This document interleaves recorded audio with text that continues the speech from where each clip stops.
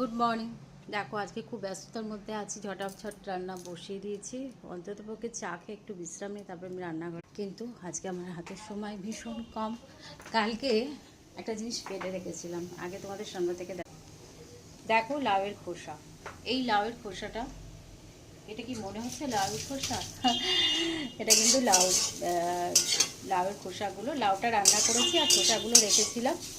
এই খোসাটা না খেতে অপূর্ব লাগে। আর আমি শুকনো লঙ্কা আর এই যে সাদা সাদা গুঁড়ো গুঁড়ো দেখতে পাচ্ছি, এগুলো কিন্তু পোস্তর দানা। এই দানাটা দিয়ে সুন্দর করে ফ্রাই করে নিচ্ছি, আর হয়েই আসছে। আর নরমও হয়ে গেছে, এই দেখো একদম নরম হয়ে গেছে। আর এটা শুকনো ভাতে খেতে ভীষণ ভালো লাগে।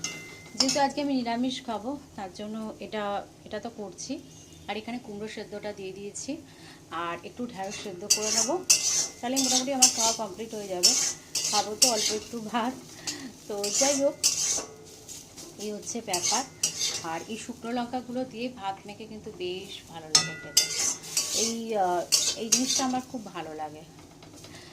তো যাই হোক, সকাল সকাল ভাবলাম ভিডিও করতে পারিনি, স্নান পুজো সমস্ত কিছু কমপ্লিট, ব্রেকফাস্টটা হয়নি, বলকে অফিসে পাঠিয়ে দিয়েছি।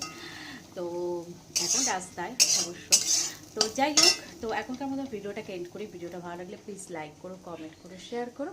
চলো এখনকার মতো টাটা।